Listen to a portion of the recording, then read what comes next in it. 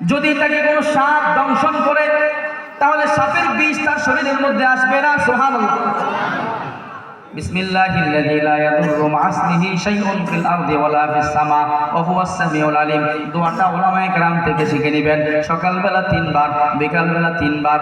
অনেক মায়েরা আমাদের কাছে আসে, বোনেরা আসে, সন্তান নিয়ে আসে, আয়েশা বলে হুজুর সন্তানটা রাত্রে বেলা ঘুমায় না, খায় না, শুধু শুধু কান্নাকাটি করে, ও হুজুর কি করা যায়? ও আমার পর্দার আড়ালের মা বোনেরা, আমল দিয়ে যায়। আমলের চাইতে শক্তিশালী কিছু নাই, কোরআনের আয়াতের চাইতে শক্তিশালী কিছু নাই। সকালবেলা সূরা ইখলাস 3 বার, সূরা ফালাক 3 বার, সূরা নাস 3 বার, বিকালবেলা এই 3টা সূরা 3 বার করে 9 বার আপনি পড়েন। হাতের মধ্যে ফু দেন, এই হাতটা বাচ্চাটা পুরো শরীরের মধ্যে মাইখা দেন। সকালবেলা 3 বার, 3 বার 3 বার 9 বার, বিকালবেলা 3 বার 3 বার করে 9 বার, আবার রাত্রে ঘুমানোর সময় 3 বার 3 বার করে 9 বার। আল্লাহর রাসূল বলেন এই বাচ্চাটাকে দুষ্ট জিন দৃষ্টি দিয়ে কোনো ক্ষতি করতে পারবে না, মানুষের মুখ লাগবে না, মানুষের নজর লাগবে না, কোনো ধরনের সমস্যা তাকে স্পর্শ করবে না।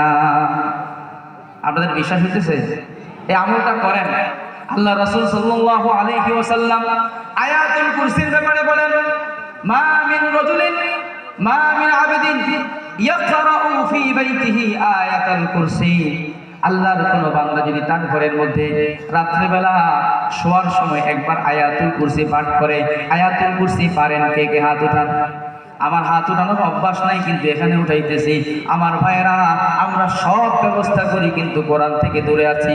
অথচ এই কোরআনের মধ্যে দুনিয়া আখিরাতের সব কিছুর সমস্যা না সমাধান আছে না নাই? আল্লাহ রাসূল বললেন কেউ যদি সূরা বাকারার 255 নম্বর আয়াত আয়াতুল কুরসি রাতের বেলা শোয়ার সময় পাঠ করে মা ইয়াজালু আলাইহি বিনাল্লাহি হারিসুন হাত্তা ইউসবিহা, সকাল হওয়া পর্যন্ত আল্লাহর পক্ষ থেকে স্পেশাল একটা ফেরেশতা তাকে পাহারা দিতে থাকে। আয়াতুল কুরসি রাতে পড়ার সময় শোয়ার সময় পড়া ঘুমান। 5 ওয়াক্ত নামাজের পরে আয়াতুল কুরসি পড়েন, জীবন শেষ হয়ে যাইতেছে। কত পাকনা, কত বুদ্ধিজীবী, কত আলোর সব পৃষ্ঠা আমার মুখস্থ। কি কন? হ্যাঁ না?